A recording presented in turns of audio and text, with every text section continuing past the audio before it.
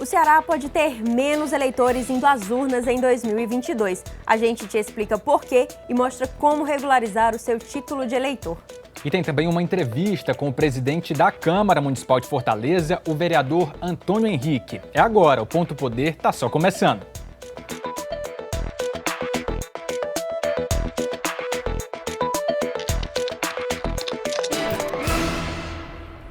Olá, seja bem-vindo ao Ponto Poder e a gente começa com uma pergunta. Está tudo certo com seu título de eleitor? Desde que começou todo o processo de biometria aqui no Ceará, o estado já perdeu mais de 700 mil eleitores por causa de irregularidades nesse processo de atualizar o título. E quem mostra pra gente essa situação é a repórter Luana Barros. O título de eleitor é um documento necessário para que todo cidadão possa ir às urnas escolher os representantes. Mas muita gente só fica sabendo que está com alguma pendência com a Justiça Eleitoral quando chega a hora da votação. Aí, não dá mais tempo de resolver. Tem um amigo meu que não votou porque o título foi cancelado. Agora ele já está tudo resolvido. Mas até então ele não sabia nada sobre o assunto. A ausência de biometria é um dos principais motivos para o cancelamento do título de eleitor, mas não o único. Desde o início do cadastro biométrico em 2009, o Ceará já perdeu mais de 727 mil eleitores. Apenas em Fortaleza foram 262 mil títulos cancelados neste período, um número que pode ter impacto direto nas próximas eleições. Caso os cancelamentos não sejam revertidos, isso pode significar uma redução do eleitorado na votação do próximo ano.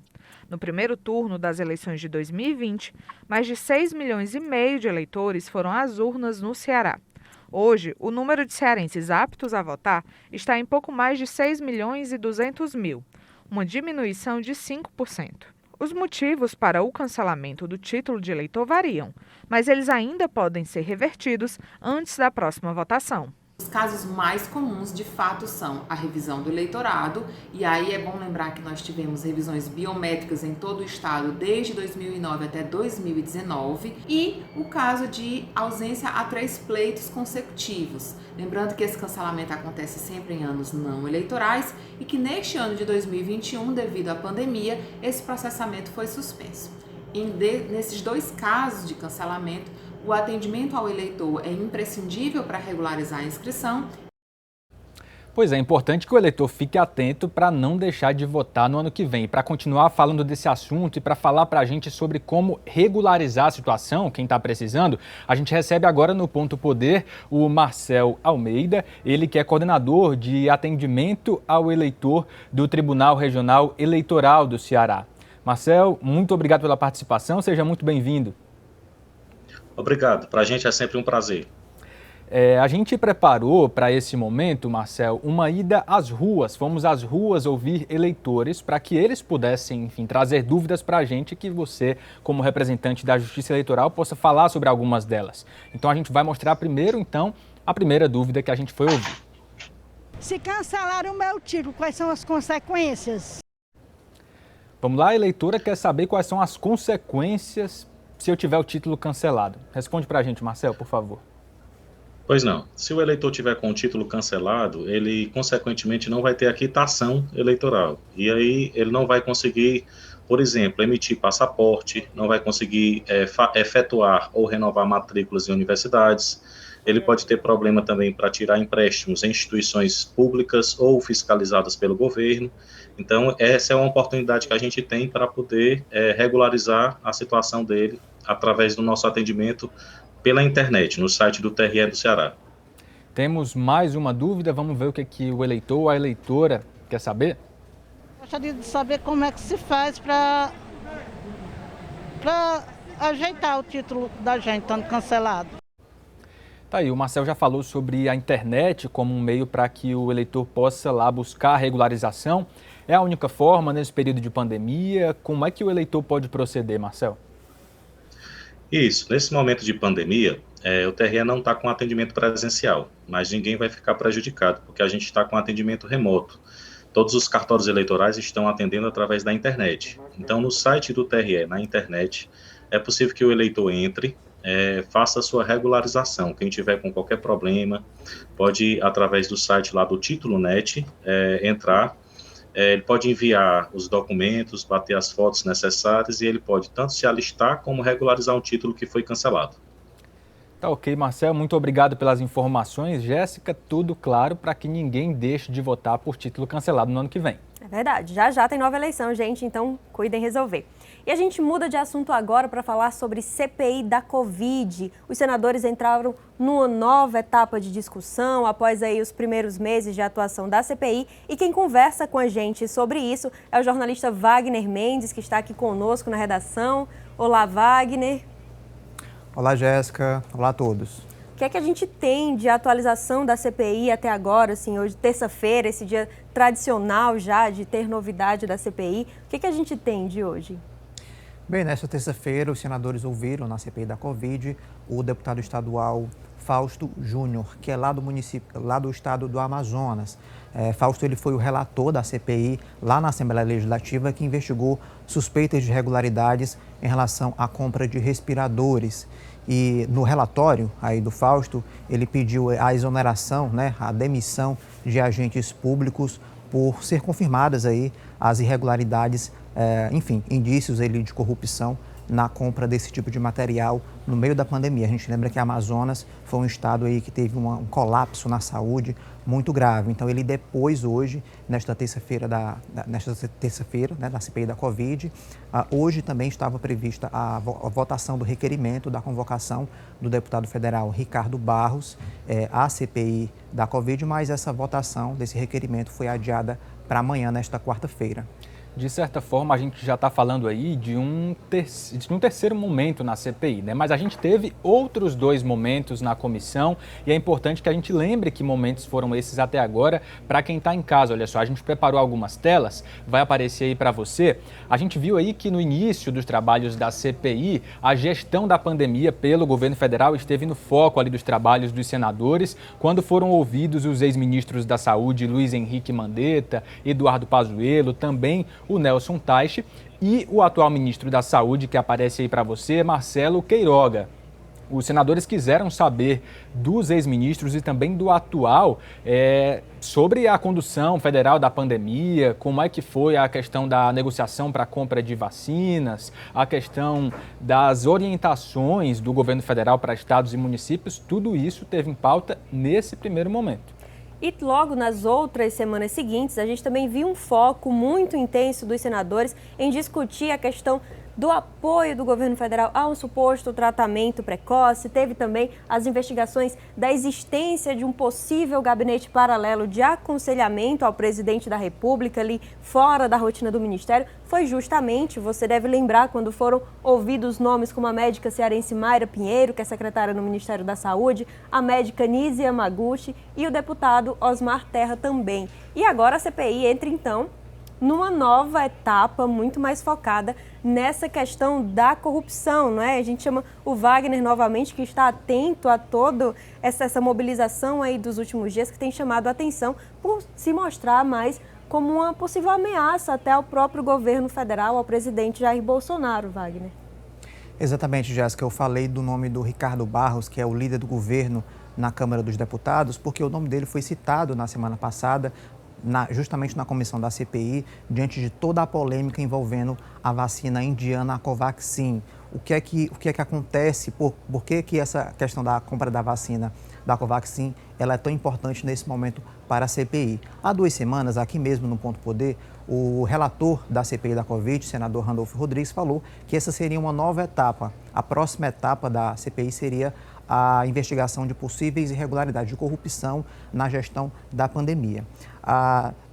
Essa questão da Covaxin são 2 fatores, pelo menos, que a gente precisa observar, que ela começou a ser suspeita aí pela CPI. Primeiro, pelo preço da unidade da vacina, que ela é 4 vezes mais cara, por exemplo, do que a AstraZeneca, e a velocidade com que o governo tratou para fazer o pré-contrato com a empresa, com a farmacêutica indiana. Então, esses indícios começaram a preocupar a CPI. O Luiz Ricardo Miranda, que é um servidor do Ministério da Saúde, ele apontou também possíveis irregularidades. O irmão dele, o Luiz Miranda, disse que chegou a falar com o presidente da República sobre suspeitas de irregularidades. E o presidente Bolsonaro chegou a citar ali teria citado o nome do Ricardo Barros, que é o líder do governo. Então, essa foi a polêmica da semana passada e que deve perdurar pelos próximos dias. Wagner, muito obrigada. Então, a gente segue acompanhando, traremos mais novidade, então, no Ponto Poder, né, sobre todo esse caso. Muito obrigada por colaborar com os esclarecimentos de todo esse processo da CPI que vem aí já há um tempo chamando bastante nossa atenção. É isso, a gente vai agora para um intervalo rápido, daqui a pouco não sai daí que a gente recebe o presidente da Câmara Municipal de Fortaleza, Antônio Henrique. É já já.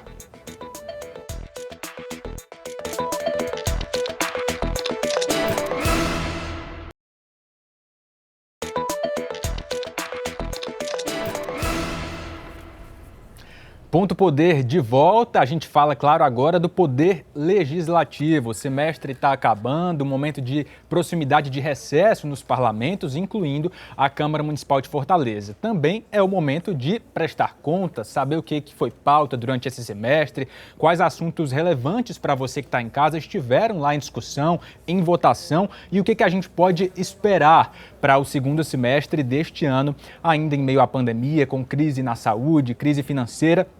Para falar desses assuntos, a gente recebe agora no Ponto Poder o presidente da Câmara Municipal de Fortaleza, vereador Antônio Henrique, do PDT, que já está aqui com a gente. Vereador, muito obrigado pela participação, seja muito bem-vindo. Obrigado, meu amigo Will, boa noite, é um prazer estar aqui com todos, aqui participando dessa entrevista, deste programa e podendo participar daqui, dando as nossas informações do Poder Legislativo aqui da nossa capital. Ótimo, presidente. A gente começa falando já nesse clima de pré-recesso, né, de balanço de um semestre, falando sobre a sua gestão à frente da casa. O senhor vem desde janeiro, desde o início do ano, aliás, desde o início da legislatura, né, em fevereiro, num novo mandato à frente da Câmara Municipal de Fortaleza, na presidência. E essa legislatura, já nesse início, teve algumas diferenças em relação à legislatura anterior, né? De perfil de composição, de pautas que foram colocadas e também embates ideológicos que estiveram presentes na Câmara Municipal ao longo desse semestre. Começo perguntando para o senhor, então, o seguinte, na sua avaliação, esses embates ideológicos, confrontos ideológicos que fazem parte também do parlamento, de alguma forma prejudicaram, afetaram o andamento de discussões importantes para a cidade? Olha, Will, na verdade, essa casa é uma casa do debate, é uma casa de pluralidade, é uma casa que as pessoas vêm para discutir projetos, segmentos. Então, assim, eu acho que tudo que se discute aqui tem a sua importância, né? Esse debate, como você falou, o debate ideológico, a gente percebe que está acontecendo no Brasil todo. E aqui na Câmara Municipal não seria diferente. No entanto, eu não vejo prejuízo para com que as outras matérias que são também importantes que serem discutidas, elas tenham ficado para trás. A gente apenas respeita, né? Temos que respeitar a opinião de cada colega, de cada vereador, porque, afinal de contas, eles estão aqui através do voto dado pela população. Então, assim, nesses 6 meses, foram 6 meses de grandes debates, mas que acredito que com grandes resultados também. E, vereador Antônio Henrique, essa é a segunda legislatura em que o senhor é presidente da Câmara Municipal de Fortaleza. Contexto, desde o ano passado, com a pandemia, tem mudado todas as áreas. Tenho certeza que com a Câmara, com o Legislativo, não foi diferente. E eu gostaria de saber do senhor quais as diferenças nessa rotina de trabalho dos vereadores nessas 2 últimas legislaturas em que o senhor está à frente da casa. Olha, no primeiro biênio, né, na verdade, no último biênio da legislatura passada, quando nós assumimos a presidência desta casa, nós iniciamos dentro daquela normalidade que era antes, né, da pandemia. E no ano de 2020, já logo no início, fevereiro, março, foi quando Fortaleza, né, e o Brasil todo foi afetado aí com a pandemia do novo coronavírus. Então, nós tivemos uma experiência pequena dentro de um ano, vamos dizer assim, normal, e o segundo ano já veio com essa crise que a gente teve que enfrentar. Então, eu posso dizer que, tanto na legislatura passada, como nessa nova legislatura, nesse novo ano que nós estamos, temos conseguido conviver, né? Infelizmente, tivemos que mudar alguns hábitos, tivemos que trabalhar de forma diferente. O ano passado mesmo nós tivemos que nos reinventar quando, assim, começamos a realizar as sessões de formas virtuais. E no segundo semestre do ano passado, já com a diminuição um pouco ali daquela primeira onda da pandemia, nós retornamos aos trabalhos presenciais de forma híbrida. E esse ano já começamos dessa forma. Até que foi preciso, mais uma vez, fazer o trabalho 100% virtual. E agora, com a diminuição, vendo aí já um pouquinho da reabertura das atividades, nós voltamos a fazer as sessões híbridas. Então, eu diria que foi uma inovação posta pela pandemia, mas que a gente está conseguindo dar conta do nosso trabalho. Inclusive, deixando muito claro aqui que em nenhum momento a Câmara Municipal deixou de fazer seu papel, deixou de legislar em virtude da pandemia. Presidente, a Câmara aprovou já desde o início dessa legislatura algumas propostas de grande impacto para a sociedade, para quem nos acompanha. A gente pode citar, por exemplo, a reforma da Previdência Municipal, que foi uma matéria polêmica, que gerou muita mobilização dos servidores, além, claro, das matérias mais relacionadas ao combate à pandemia, de apoio fiscal, socorro aos empreendedores, enfim, dar condições para que a saúde ela também seja assistida pelo Executivo, a manutenção do preço da passagem de ônibus aqui em Fortaleza também teve que passar pela Câmara a partir de um projeto do Executivo. Nessas pautas, apesar das divisões, base e oposição estiveram juntas muitas vezes, né? Como é que o senhor avalia isso? O senhor acredita que essas pautas, por que elas acabaram reunindo base e oposição nessas situações? Olha, é porque, na verdade, Will, aqui na Câmara Municipal, existe realmente o grupo de vereadores, né, que defende o governo, existe aqueles que são oposição ao governo, inclusive a oposição, eu posso dizer que a gente, muitas vezes, ela está dividida em dois grupos, que é o da esquerda e o da direita, que são oposição ao governo. No entanto, na pandemia, a gente tem que entender que aqui nós estamos em favor do povo, né? Então, aqui ninguém está para defender o que é melhor, o que é a favor ou contra o governo, mas aquilo que é melhor para o povo da nossa cidade. Então, muitas matérias nós tivemos aprovação com o voto da oposição, porque essa oposição entende que o que nós estamos votando não é para beneficiar um governo, mas sim para trabalhar em favor do povo da nossa cidade. Presidente Antônio Henrique, mesmo com todo esse trabalho mais unido, em parceria, claro, sempre pensando em prol do povo em primeiro lugar, teve projetos importantes que não foram pautados, como é o caso do plano diretor, que deveria ter entrado na pauta no ano passado, foi criada uma comissão, mas o projeto em si ainda não ganhou corpo, ainda não ganhou fôlego, apesar da importância que ele tem, porque é justamente o plano diretor que ele projeta a cidade para os próximos anos, como a cidade deve crescer, e isso ainda não aconteceu, né? Quando que esse projeto deve entrar em discussão, deve ser efetivo na rotina da Câmara? Olha, tão logo essa matéria chega aqui na casa, porque é uma mensagem do governo para poder vir aqui ser discutido, nós estaremos discutindo, colocando em discussão com a sociedade civil organizada, com a população de uma forma em geral. Nós já temos uma comissão formada, a comissão especial para discutir e trabalhar em cima do plano diretor, mas o plano diretor ainda não veio para a Câmara Municipal. Quem nos envia é o governo municipal.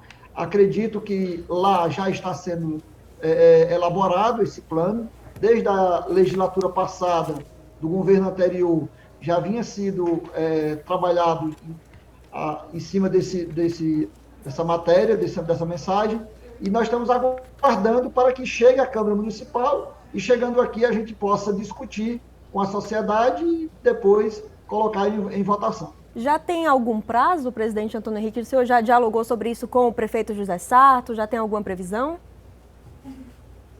Olha, nós não temos conversado e eu acredito que esse, talvez, eu não diria que é um atraso, mas assim, o fato dela não ter vindo ainda aqui à Câmara Municipal tem muito a ver com essa mudança de rumo que a gente teve que tomar desde o ano passado. Na própria gestão do prefeito anterior, que foi o prefeito Alberto Cláudio, a gente já teve que enfrentar a pandemia logo no último ano de governo. E nesse início de governo do Sarto também tem dado continuidade a todas as atenções voltadas para a pandemia. Então, eu acredito que deve ter sido por esse motivo que essa matéria não veio ainda à Câmara Municipal. Hoje, nós estamos muito mais focados na questão da vacinação para a imunização da nossa população, como também dos preparativos, né, que já vinha sendo feito desde o ano passado, com a ampliação de leitos em hospitais, enfim, para o tratamento das pessoas que estavam precisando dessa ajuda de imediato. Presidente, eu queria que a gente falasse, antes de terminar essa conversa, sobre eleições 2022. O senhor faz parte do grupo governista, liderado pelo PDT aqui no Ceará. Na Câmara Municipal, PT e PDT acabam estando em lados opostos, né? Não foi possível trazer o PT para a base aliada, embora os dois partidos estejam, sim, juntos em âmbito estadual. Pergunto para o senhor acredita que PT e PDT devem estar juntos na eleição estadual do ano que vem? Olha, eu acredito que nesse momento ainda nós não devemos antecipar as discussões das eleições de 2022, apesar de que a gente já vê muito isso nas redes sociais, na própria imprensa. No entanto, quem está ocupando o cargo hoje de governo, seja ele no executivo, seja ele no legislativo, acho que a nossa preocupação hoje tem que estar muito mais focada nos cuidados das pessoas, né? E tentar fazer com que as pessoas estejam protegidas contra esse vírus, que no caso é através da vacina. Eu imagino que lá pelo mês de maio, abril, maio do ano que vem, essa discussão deve entrar em pauta. No momento, eu acho que a gente precisa estar focado mais nos cuidados das pessoas que estão precisando da nossa atenção. Presidente, para a gente encerrar a nossa conversa, né, de forma mais rápida, por gentileza, gostaria que o senhor fizesse um balanço desse primeiro semestre e as perspectivas para esse segundo semestre, né, agora o meio para o fim do ano. Olha, nesse primeiro semestre, tem um número aqui que a gente fica até muito feliz em poder apresentar. Até o dia 30 de maio do ano de 2021, isso não inclui o semestre todo, porque o mês de junho está fora, a Câmara Municipal, através dos vereadores, recebeu no seu departamento legislativo mais de 1.000 proposituras dos colegas vereadores. Esse número, ele é igual o ano de 2020, o ano todo. Isso nós estamos falando de 5 meses. Então, isso mostra que a Câmara Municipal, os vereadores de Fortaleza, eles estão bem atentos às discussões e apresentar propostas, sugestões, ideias para facilitar e ajudar a vida das pessoas aqui da nossa cidade.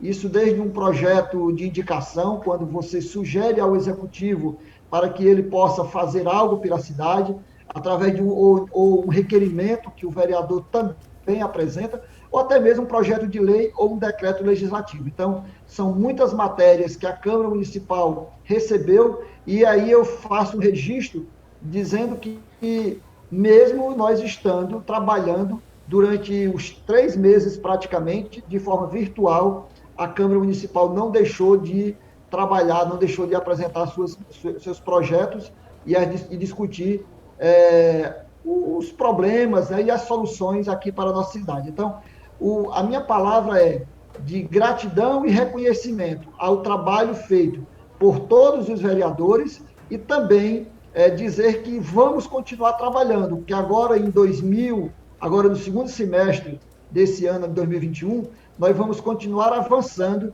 para que a gente tenha cada vez mais dias melhores para as pessoas, tentar fazer com que a nossa população seja toda protegida com relação à vacina que está sendo aplicada aqui na nossa cidade. De Fortaleza hoje, acredito que deve ter sido uma das cidades que mais vacinou até o dia de hoje. Então, a nossa atenção hoje é voltada para a vacinação e continuar discutindo projetos e ideias para a nossa cidade. Presidente Antônio Henrique, muito obrigado pela sua participação, por trazer para a gente um pouco desse trabalho do Legislativo ao longo desse semestre, que é muito importante para que a gente continue acompanhando, mostrando para quem está em casa e, claro, dialogando com o Poder Legislativo também. Muito obrigado para o senhor. Eu que agradeço e estarei sempre aqui à disposição, e muito obrigado por essa oportunidade de poder conversar um pouco com o povo da nossa cidade e prestar conta do trabalho que a Câmara Municipal de Fortaleza vem realizando. E toda terça-feira tem Ponto Poder e tem também a charge do Tiagão. Vamos conferir o que é que a gente tem para hoje.